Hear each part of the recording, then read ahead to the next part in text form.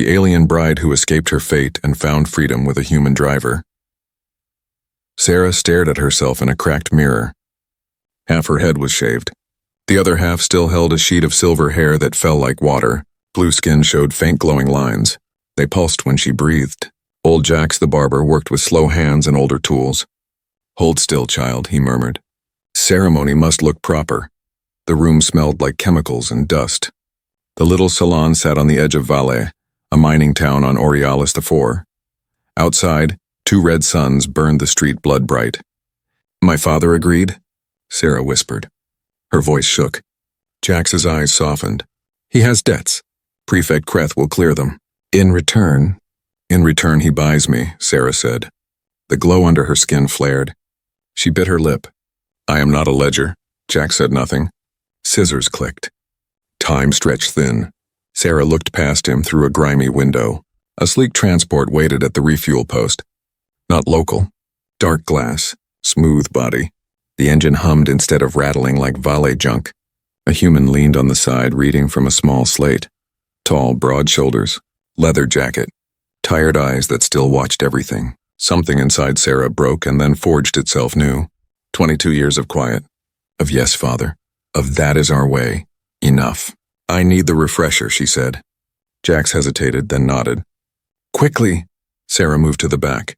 Past shelves of dry sprays and faded fashion hollows, she did not enter the refresher. She slipped out the service door. Heat hit her like a wall. She ran, bare feet on hot stone. Alley turn, alley turn. She knew this maze from childhood. Keep the main street out of sight. Keep breath quiet. Do not look back. Voices rose behind her. Metal boots. Prefect Kreth's men. Red sashes. Stun batons.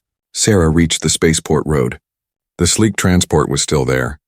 The human still leaned on it. He looked up as her shadow fell across him. His eyes widened for a breath. Not at her half hair. Not at her marks. At her fear. "Please," Sarah said. The word tore out of her. "Help me." He glanced past her. Saw the red sashes moving into the district. His jaw set. The slate went into his pocket. He opened the passenger door. "Get in." Sarah froze for half a heartbeat. This choice was a cliff. Behind her was the cage. Ahead was the drop. She took the drop. She slid into the seat. The fabric was cool. The door shut with a quiet seal. The human walked around calm as rain. He slid into the pilot seat and woke the engine. The transport rose on a soft cushion of air. "Name's Ethan," he said, steering toward the exit lane. "Ethan Cole." "Sarah," she said, gripping the seat. "Sarah Near." "Hold on, Sarah Near." They glided into traffic. The mirrors showed the red sashes notice. Hands lifted to comms. 2 patrol skiffs peeled away from the curb. "They're coming," Sarah said. "I see them." Ethan's voice was steady. His hands were sure. He tapped a hidden sequence. The hum deepened. The transport surged. Streetlights smeared into red and gold lines. "You are not only a taxi driver," Sarah said, breathless. Ethan almost smiled. "Sometimes I am what I need to be." Valley thinned to rust-colored flats. Wind painted the ground in long scars. The skiffs followed, engines whining. A warning bolt flashed past, cutting dirt into steam. Sarah flinched. Ethan shifted course, threading between stone columns left by an ancient river. "Old river canyons ahead," he said. "Good cover," Sarah's wrist unit chimed. Fear stabbed her. "Father, Kreth?" She looked. Her mother's face filled the tiny screen. Talon Nur, eyes wet, mouth firm. "Sarah," she said. "Are you with the human?" "How did—" "No time, listen. Coordinates incoming. Safe place, supplies, papers for a new life." Her mother's voice shook, then steadied. "Run, my star. Run and do not look back." The coordinates pinged into the dash. Ethan changed heading without a word. "We'll make it," he said. The skiffs fired again. Rocks exploded in plumes. Ethan lifted higher, skimming the canyon lip, then dropped into a narrow slot where the skiffs would have to slow. "This path is tight," he said. "Trust me." Sarah watched his profile. The hard line of his cheek. The calm in his eyes. Heat pressed in. Her marks glowed brighter, answering the thud of her heart. "Why help me?" she asked. "Because you asked," Ethan said. "And because nobody owns you." The canyon swallowed them. Light filtered down in gold spears. The engine hummed like a promise. Behind, the skiff's voices faded. then rose again, angry and thin. Sarah pressed her palm to the window. Stone rushed by like the sides of a throat. She thought of the salon, of Jax's gentle hands, of a ring on a dead man's finger. She thought of the human beside her, driving into danger for a stranger. For the first time in years, a small thing bloomed in her chest. It had a name: hope. The desert of Aurealis IV stretched endless under two dying suns, the color of rust and blood. Ethan's transport cut through the heat waves like a silver blade, the hum of its engines the only heartbeat in the silence. Sarah sat rigid in the passenger seat, staring through the glass. The city of Valais had vanished behind them, swallowed by dust and distance. Every mile away felt like breathing again after years underwater. "Are they still behind us?" she asked. Ethan flicked a glance at the rear screen. Two dark shapes followed, small but closing fast. Prefects, hunters. Persistent little devils. Her pulse jumped. "Can you lose them?" "Working on it," he said, calm as if they were discussing weather. "But first, hold tight." The transport dropped sharply, skimming over a ridge. Sarah gasped as jagged cliffs rose around them, the canyon yawning open like a wound in the earth. Sunlight splintered across the rocks. "You've been here before," she said. "Long time ago," Ethan replied. "Used to run supply routes through these passes, back before the Confederation banned human freelancers on Aurealis." The sound of plasma fire cracked through the air. A bolt hit close, shaking the vehicle. Sarah clutched the seat. Ethan tapped a few commands and the transport's hum deepened into a roar. "Let's see if this old ship still has bite." The machine leapt forward. Wind screamed around them. The hunters' skiffs followed, engines wailing. Ethan wove through narrow turns, stone bluffs flying past so close that Sarah could see the dust slide down their faces. "You're insane," she shouted over the noise. "Usually," he said, "but it keeps me alive." Another bolt flashed, too close. The transport jerked sideways. A warning light blinked red across the console. "Engine hit?" Sarah asked. "Shield only." "Still breathing." She turned to look behind. The red-sashed skiffs were still there, smaller but relentless. Her breath came fast. "Why are you helping me, human?" "You don't even know me." Ethan smiled faintly. "Don't have to know you to know wrong when I see it." His words sank into her like water into dry ground. She had heard orders all her life. Bargains and debts and silence. Never kindness without reason. The canyon widened briefly, then narrowed again. Ethan slowed the transport to hide behind a curved ridge. The hum softened to a whisper. "They'll scan for us soon," he said. "But we have a few minutes." Sarah pressed her palms to her knees, trying to steady her breath. Her glowing marks pulsed faintly, reflecting in the window. "My father. He wasn't always like this," she whispered. "When my mother fell sick, Kreth helped us. Loans medicine. My father thought it was mercy. Mercy from a predator." Ethan said quietly. Sarah nodded, voice trembling. "And now I'm the payment." Ethan's gaze softened. "Then let's make sure he never collects." The faint chime of the navigation system broke the silence. The coordinates her mother had sent pulsed on the screen, marked deep within the canyon. "That's our way out," Ethan said. Before Sarah could reply, a shrill tone filled the cabin. Target lock warning. The skiffs had found them. Ethan threw the transport into motion. Rocks blurred past again as they raced deeper into the labyrinth. "We won't outrun them long," he muttered. "We'll need to lose them another way." Sarah scanned the cliffs ahead. Her eyes caught a shimmer, a thin crack of shadow between two rock faces. There. Ethan saw it too. He turned sharply, forcing the transport through. The gap was so narrow that stone scraped metal. Sparks flared behind them, cutting off one of the pursuing skiffs. "Nice eyes," Ethan said, breathing hard. "Didn't think we'd fit through that." "I grew up running these paths," Sarah said. "Valley children hide in the canyons to play." "Good to know," he said, twisting the controls again. "Might be the reason we live to see tomorrow." Minutes later, the radar cleared. The hunters were gone, or at least lost. Ethan set the transport down in a hidden alcove. The engines dimmed, leaving only the low hum of heat vents. For the first time, silence felt safe. Sarah looked at Ethan. Sweat glistened on his forehead. His jacket was scorched at one shoulder, and still he smiled. "You're full of surprises," she said. "Part of the service," he answered, checking the systems.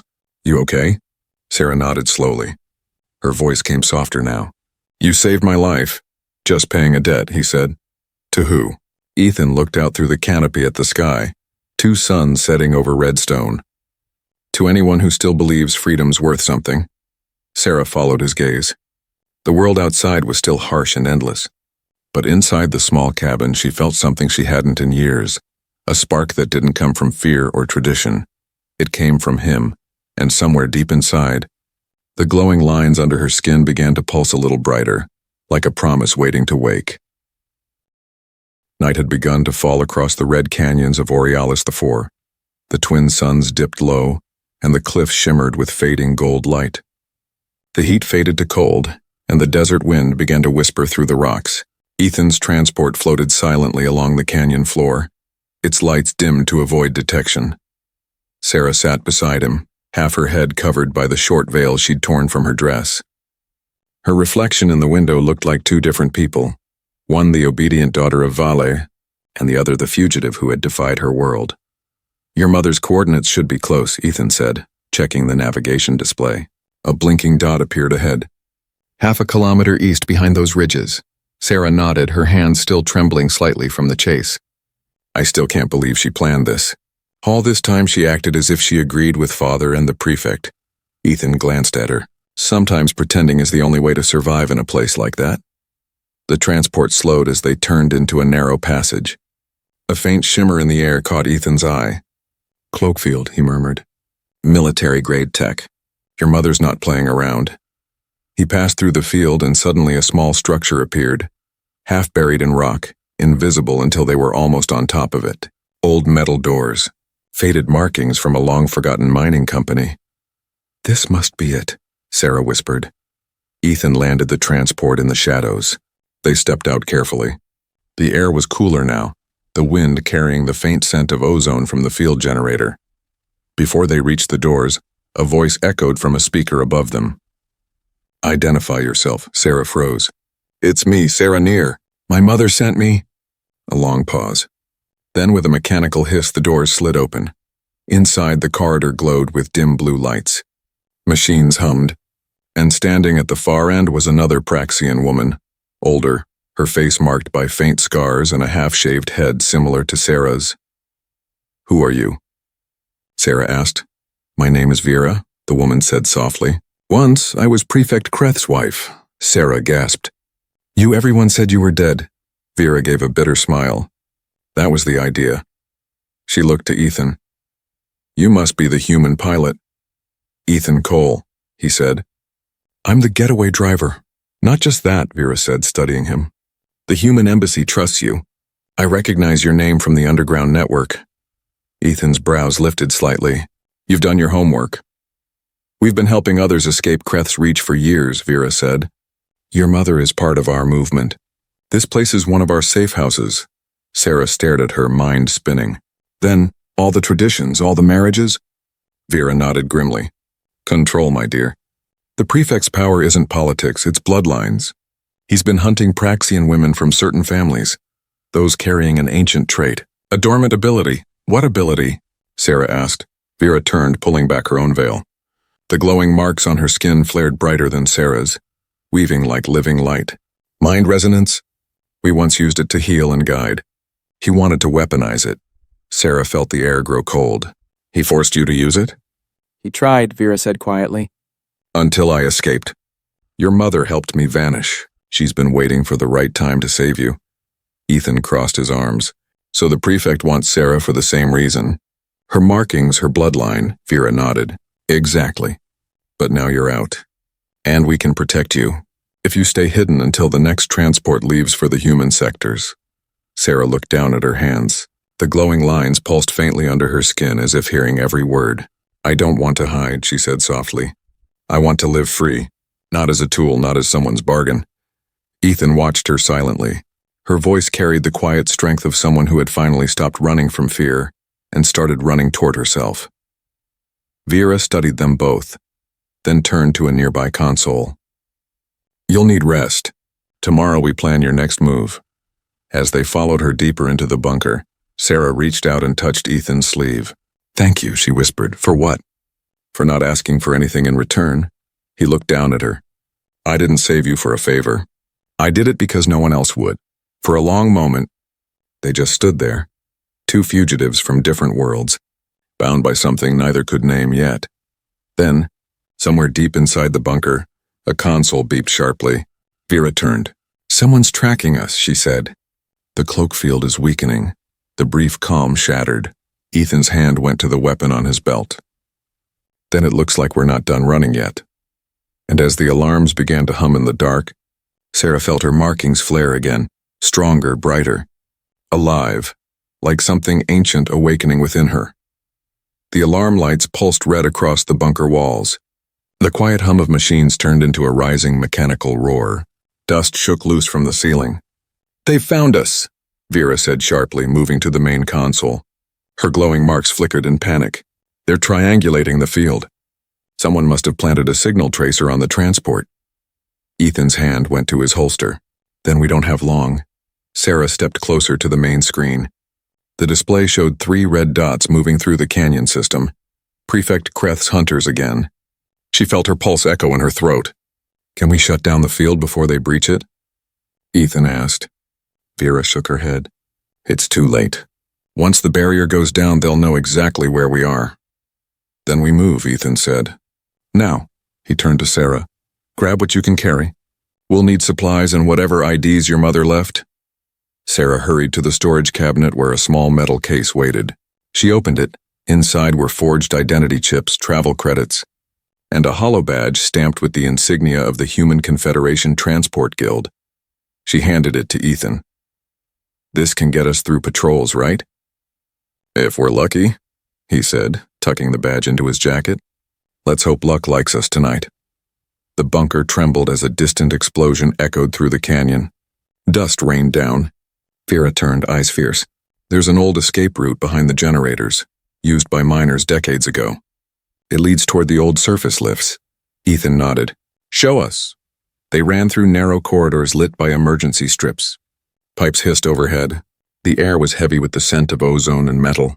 Sarah's bare feet slapped against the cold floor as she followed close behind Ethan. The hallway ended in a service shaft. Vera entered a code into the control pad. The panel slid open to reveal a narrow tunnel lined with cables and rusted supports. "Follow this for about 1 kilometer, she said.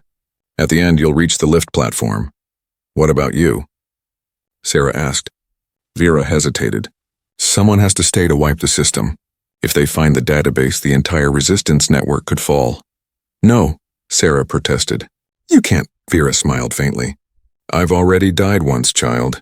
Doing it again won't hurt as much." Ethan placed a hand on her shoulder. "You're sure about this?" "I'm sure," she said. "Now go." The moment hung heavy. Then Ethan took Sarah's hand. "We'll make it count." They slipped into the tunnel as the bunker behind them shuddered under another blast. The sound of collapsing metal echoed after them. The passage grew darker as they went deeper. Ethan's handheld light carved a narrow path through the shadows.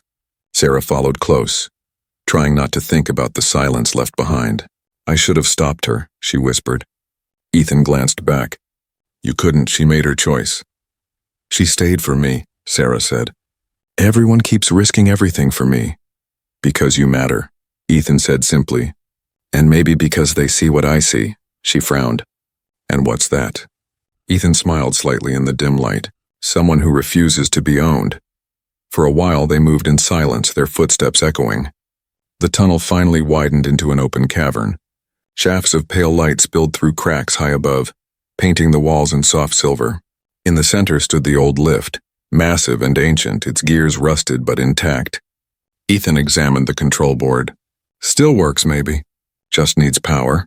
Sarah moved to one of the side panels. The cables glowed faintly as her fingers brushed them. A strange warmth spread from her hand to the metal. Ethan watched in disbelief as the old machinery flickered to life, lights running along the control lines like veins awakening.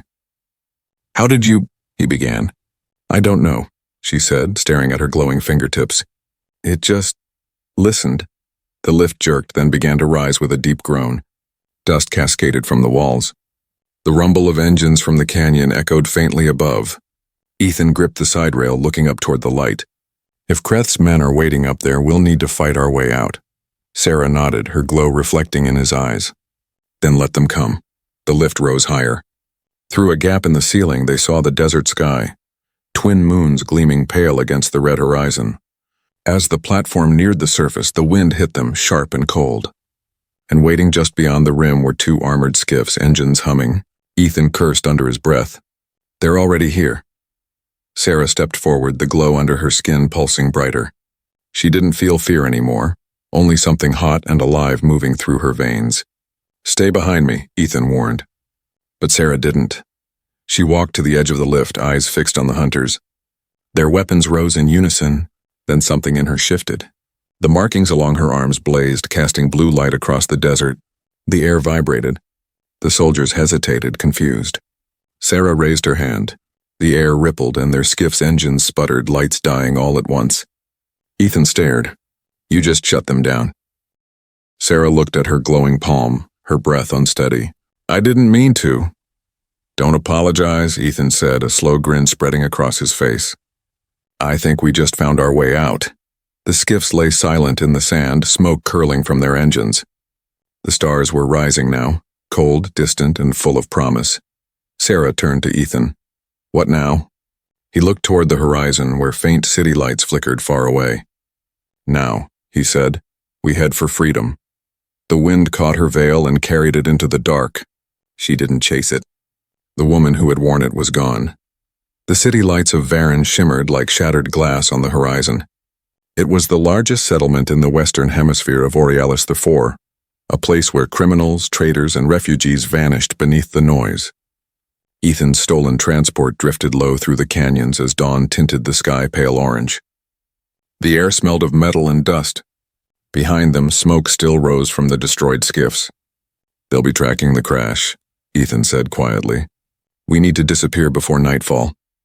Sarah sat beside him, wrapped in a dark cloak that hid her glowing marks. The wind tangled the short silver strands of her hair. You mean hide? I mean blend in, Ethan corrected. Hiding never lasts. Blending keeps you alive. He reached into a storage compartment and pulled out two small pouches. Inside were new ID chips and credit tabs, the ones her mother had left. He handed one to Sarah. From now on, you're Lyra Den, he said. Trader's assistant from Century Outpost, traveling under contract. She studied the small silver chip. And you? He smiled faintly. Captain Elias Ward, freight pilot. Recently down on luck. That part sounds accurate, she teased. He chuckled, shaking his head. You're getting bold, Lyra Den. The moment was light, but beneath it the tension still hummed. As the city grew closer, Sarah's pulse quickened. The thought of returning to civilization, where every scanner could betray her, felt like walking willingly into a trap. Varan is dangerous, Ethan said, reading her silence. But it's also full of shadows. People here don't ask questions if you look like you belong. And how do we look like that? She asked. He glanced at her. We fake it until it's true. They entered the city through the East Trade Gate. The streets were alive with noise, vendors shouting, machines hissing, lights flickering in neon colors that painted the crowd in shifting hues. The buildings towered like jagged teeth. Airships passed overhead, their engines echoing off the metallic skyline. For a moment, Sarah forgot to breathe. She had never seen anything like this. Valet had been small, dusty, and slow. Varan felt alive, hungry, chaotic, endless. Ethan parked the transport in a crowded dock lot, blending it with dozens of other crafts. First rule, he said, locking the console. We stay close. Second rule, never use real names. Sarah nodded. Got it. They moved through the crowd, her arm looped through his to look less suspicious. Her cloak brushed against the ground, hiding the faint glow of her skin. Ethan's leather jacket carried a new insignia patch, one taken from the disguise kit her mother had prepared. They found an inn near the lower market, one of those places that smelled of smoke and secrets. The clerk barely looked at them when Ethan paid for a single room. Dock district, top floor, the man grunted. No noise, no trouble. Inside, the room was small but clean, with a single narrow bed and a cracked window overlooking the neon streets below. Sarah stood near the window, watching people move like streams of light. It's strange, she said softly. I thought freedom would feel quieter. Ethan leaned against the door frame. Freedom's rarely quiet, but it's yours, she turned toward him. Do you ever stop running? He thought for a moment, then smiled wryly. Only when there's someone worth stopping for. Her gaze lingered on him a heartbeat too long. The room seemed smaller suddenly, the air warmer. She looked away first. We should rest. You said we leave by night? He nodded, hiding a faint grin. Yeah. The transport to the human sectors leaves from Varen Port at midnight. That's our way off this rock. Sarah removed her cloak and sat on the edge of the bed. The faint blue glow of her markings lit the dim room. Ethan tried not to stare but failed. You're staring, she said quietly. He looked away, sheepish. It's hard not to. You're different. Different how? Like something this universe doesn't deserve but got anyway, he said. Sarah blinked, unsure how to reply. The silence that followed was thick but not uncomfortable. Then a soft beeping sound broke the moment. Ethan's wristcom blinked red. He frowned and tapped it. Encrypted signal, he murmured. Human frequency. A holographic image flickered above his wrist. An older woman in uniform. Agent Cole, she said, voice sharp. Where are you? Your tracking ID went dark 2 days ago. Sarah's heart stopped. Ethan's real name. He met her gaze but didn't look guilty, just calm. Change of plans, Commander. I'm escorting a high-value refugee to extraction. Civilian priority. The hologram narrowed her eyes. The prefect's men are mobilizing across the border sectors. We need confirmation. Who is the refugee? Ethan hesitated for a fraction of a second before replying. A survivor of Kreth's experiments. One of the gifted. Sarah's breath caught. The commander's voice softened slightly. Understood. Extraction window closes in 8 hours. Don't miss it. The hologram vanished. Sarah looked at him. You're not just a taxi driver. Ethan exhaled slowly. No, not just that. So you knew what I was? I suspected, he admitted. But it didn't matter. I would have helped you either way. She stood and stepped closer. Then tell me the truth now. Are you going to hand me over? He met her eyes steadily. I'm getting you out. That's all that matters. Her heart hammered, unsure whether to trust or to run again. But the way he looked at her, steady, unflinching, pulled her back from fear. Then we run together, she said finally. Ethan nodded once. Together. Outside, the wind picked up, carrying the metallic scent of rain and distant thunder. Somewhere beyond those neon towers, Prefect Kreth's men were closing in. But for the first time, Sarah didn't feel hunted. She felt ready. Rain swept over Varen like smoke. Neon lights bent in the puddles, turning every street into a river of colors.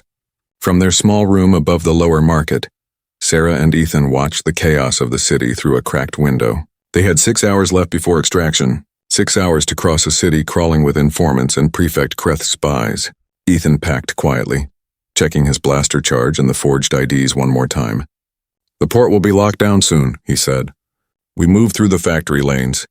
Less patrols, more cover. Sarah sat on the bed clutching her cloak. Do you think Vera's alive? Ethan's jaw tightened. If anyone could fight through that bunker, it's her. But we can't risk going back. Sarah nodded, though her heart ached at the thought. The glow beneath her skin had dimmed since the escape, now pulsing only faintly with her heartbeat. She wasn't sure if it was exhaustion or guilt. A sudden knock on the door froze them both. Ethan raised his weapon. Who is it? A voice answered low, trembling. It's me. Sarah's breath caught. Father? Before Ethan could stop her, she rushed to the door and opened it. Joran Neer stood there, soaked from the rain, his once proud figure hunched with shame. His eyes found Sarah's and filled with sorrow. I had to come, he said. They're coming for you, both of you. Ethan didn't lower his weapon. How did you find us? Your transport signal, Joran said, glancing at the device on Ethan's wrist. It's compromised. Kreth's men traced it through the embassy channel. Sarah turned on Ethan, hurt flashing in her eyes. You told me it was safe. Ethan's voice stayed calm. It was. Until now. Joran stepped closer, lowering his voice. Listen to me. Kreth doesn't just want you alive, Sarah. He wants you controlled. He's built something new, a device to amplify your kind's resonance. He plans to use you to control the planetary council. Sarah felt the air leave her lungs. That's impossible. Not anymore, her father said grimly. He forced scientists to rebuild the ancient harmonizer. Vera tried to destroy it, but he faltered, his voice breaking. She didn't make it. The words hit Sarah like a blow. No, she whispered. No, she can't be. She bought us time, Joran said, his eyes glistening. But you must leave this planet tonight. Kreth's men are already in the city. Ethan holstered his blaster, making a decision. Then we go now. Through the underlines. He grabbed their bags, motioning for Sarah to follow. She hesitated, looking at her father. Come with us, Duran shook his head. Someone has to delay them. I can lead them in the wrong direction. No, she said fiercely. I'm not losing you too. You won't, he said softly, pressing a small data chip into her hand. This holds everything, proof of what Kreth's done. Give it to the Confederation when you reach orbit. He cupped her face gently. You have your mother's courage, Sarah, don't waste it. Before she could answer, a siren blared in the distance. Ethan glanced at the window. Red drones cut through the rain, scanning the rooftops. They're here, he said. Joran pushed Sarah toward Ethan. Go! They ran, down narrow stairs, through crowded alleys slick with rain. The smell of oil and smoke filled the air. Ethan led the way, his jacket dark against the lights. Behind them, shouts echoed. Metal boots, commands, plasma bolts slicing through the night.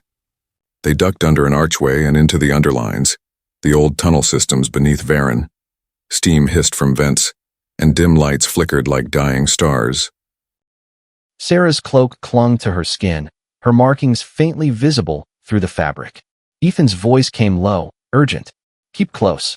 These tunnels lead to the port's maintenance decks. From behind, the sound of pursuit grew louder.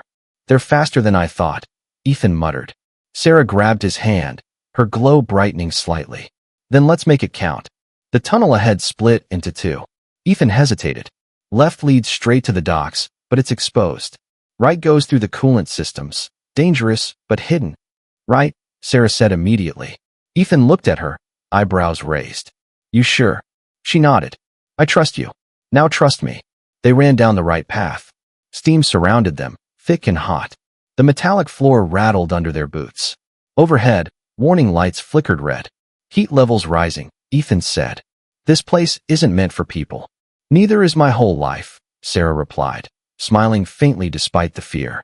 They reached a platform overlooking a vast chamber, pipes crisscrossing like veins, and far below, a coolant river glowing faintly blue.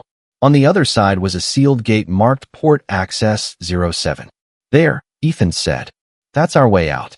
But a voice echoed behind them, amplified through the tunnel. Running only delays the inevitable. Prefect Kreth's voice. Cold, deliberate, metallic through his calm. Sarah froze. He's here. The sound of boots drew closer. Shadows flickered at the edge of the tunnel. Ethan drew his blaster and moved in front of her. Kreth's silhouette appeared, tall, wrapped in black armor that shimmered under the coolant light. You've cost me time and lives, Miss NYR, he said, his reptilian eyes glowing. You could have been a queen. Instead, you'll be a weapon. Sarah's markings flared bright enough to blind. Not anymore. Ethan fired. Kreth deflected the blast with a pulse shield. The tunnel erupted in chaos, plasma bolts, steam, the roar of machinery. Sarah fell to her knees, gripping the metal floor as something inside her surged like fire. The lights around them flickered, then burst. Energy crackled from her hands, raw and uncontrolled. Kreth stepped back, eyes wide with greed. Yes, he hissed. That's the power I want. Sarah screamed, not in fear, but defiance. The coolant below them rippled, glowing brighter as her resonance spread through the metal. Every machine in the chamber shuddered. The gate to the port unlocked with a thunderous clang. Ethan grabbed her before she collapsed. You did it, he whispered. Kreth shouted orders to his men, but the tunnel was already falling apart. Ethan pulled Sarah toward the open gate. We're almost there. As they stumbled through the smoke, Sarah looked back one last time. Kreth's face was twisted in rage, half lit by the blue light of the coolant river. Her voice was barely a whisper. You'll never own me. And then the tunnel collapsed, sealing him in darkness as they ran toward the waiting lights of the spaceport beyond. The storm over Varen had turned the night sky into a whirl of violet clouds and red lightning. The air smelled of rain, ozone, and something burning far behind them. Ethan and Sarah burst out of the collapsing tunnel, stumbling into the roar of the spaceport. Massive ships loomed overhead, their engines pulsing like thunder. Sirens wailed. Drones scanned the sky. Every shadow was alive with soldiers and searchlights. Sarah clutched Ethan's arm, still dizzy from the energy she had unleashed. He's not dead, she said. I felt him. He's still down there.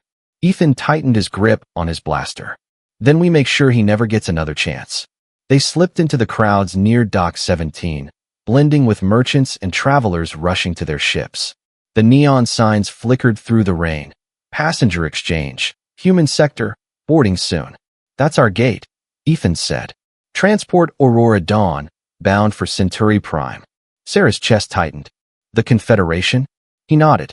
Once you're aboard, you'll be safe. Kreth has no power outside this system. And you? She asked quietly. He smiled faintly. I'll get you there. But as they neared the checkpoint, a shout echoed through the concourse. There! The human and the girl. Kreth's men. They had found them. Blaster fire erupted, cutting through the noise of engines and alarms. The crowd scattered in panic. Ethan grabbed Sarah's hand and ran, weaving between cargo crates and grounded shuttles. Plasma bolts scorched the metal floor inches from their feet. Security's locking the gates. Ethan shouted, "We need another way up." He spotted a maintenance ladder leading to the upper decks. This way. They climbed, the metal slick under the rain. From below came the sound of boots and shouts. Sarah's heart pounded in her throat. Halfway up, the ladder shook violently. A blast below had hit its base. She nearly lost her grip, but Ethan caught her wrist and pulled her close. "I've got you," he said, voice raw but steady. At the top, they crawled onto the loading gantry overlooking Dock 17. The Aurora Dawn gleamed ahead, its engines bright with pre-launch light. Boarding ramps were closing. Ethan's voice was hoarse. "Run!" They sprinted across the gantry, but another figure stepped from the shadows. Prefect Kreth, armor scorched but unbroken, eyes glowing like molten steel. "You can't escape destiny," he hissed. "You belong to me." Sarah stopped, rain streaking her face. "No," she said softly. "I belong to no one." Kreth raised his weapon, aiming at Ethan. "Then watch him die for your defiance." Sarah moved without thinking. The air around her shimmered, blue light bleeding from her skin. The resonance pulsed outward, colliding with the prefect's energy field. The gantry trembled as raw power sparked between them. Ethan shouted, "Sarah, stop. You'll kill yourself." "I'm not afraid anymore," she cried. Kreth sneered, forcing her back with the strength of his shield. "You think this power makes you free? It makes you mine." But Sarah's eyes burned with defiance. "Then you never understood freedom." She reached deep, past fear, past pain, and let the resonance flood outward in a single blinding wave. The metal beneath them screamed as blue light consumed everything. Kreth's armor cracked, his weapon melted in his hand. He staggered forward, eyes wide. Impossible. The explosion of energy hurled him over the gantry, down into the storm below. The light faded. Sarah collapsed, her markings dim. Ethan caught her before she fell. "Stay with me," he said, voice breaking. She opened her eyes weakly. "You promised to get me there." He smiled through the rain. "And I will." Carrying her in his arms, Ethan sprinted down the final ramp as the ship's warning klaxons blared. "Final boarding," a voice shouted. They leapt across the gap just as the hatch sealed behind them. The engines roared, lifting the Aurora Dawn into the storm. Through the window, the city of Varen shrank beneath them, its towers glowing like dying embers. Sarah stirred weakly. "He's gone." Ethan nodded. "Gone. The Confederation will find the evidence your father gave us. Kreth's empire is finished." She exhaled slowly, her head resting against his shoulder. "Then it's over." "Almost," he said softly. Outside, the storm clouds parted, revealing the stars. Endless and pure. Sarah gazed at them through half-closed eyes. "I never thought I'd see them like this. Not as something far away, but as home." Ethan smiled, brushing a strand of silver hair from her face. "Welcome to freedom, Lyra Denver." Her lips curved faintly. "Call me Sarah." He laughed quietly. "Sarah it is." The ship broke through the upper atmosphere, leaving the red planet behind. Below, Aurealis foreglowed faintly in the dark, scarred yet beautiful. As the stars filled the window, Sarah's hand found his. "What happens now?" she asked. Ethan looked out at the vastness ahead. "Now," he said with a small, hopeful smile. "Now we stop running and start living." And as the Aurora Dawn leapt into hyperspace, the blue glow of Sarah's markings shimmered once more, no longer a symbol of fear or ownership, but of choice, strength, and the boundless promise of a human heart that refused to bow.